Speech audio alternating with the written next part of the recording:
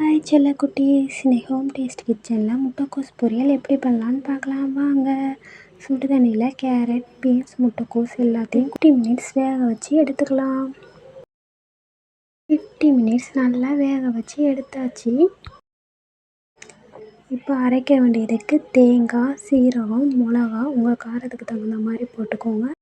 இதெல்லாம் இப்போ அரைக்கலாம் வாங்க. அரைச்சி எடுத்தாச்சு, வாங்க பொரியல் பண்ணலாம். கடாயில் 2 டீஸ்பூன் ஆயில் ஆட் பண்ணிக்கோங்க. இப்போ கடுகு ஆட் பண்ணிக்கோங்க. கடுகு நல்லா பொரிஞ்சதும் வெங்காயம் ஆட் பண்ணிக்கலாம். கருவேப்பிலை ஆட் பண்ணிக்கோங்க. கருவேப்பிலை ஆட் பண்ணதுக்கப்புறம் வெங்காயம் நல்லா வதங்கணும். ஒரு 5 மினிட்ஸ் நல்லா வதங்கினதுக்கப்புறம்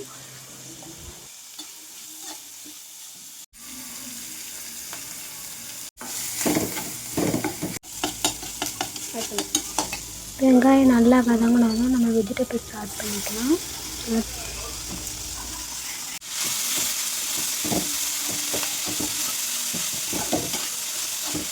இப்போ நம்ம அரைச்சி வச்சுருக்க தேங்காய் துருவலெல்லாம் ஆட் பண்ணிவிட்டு ஒரு 5 மினிட்ஸ் நல்லா கிளறி எடுத்துக்கலாம்.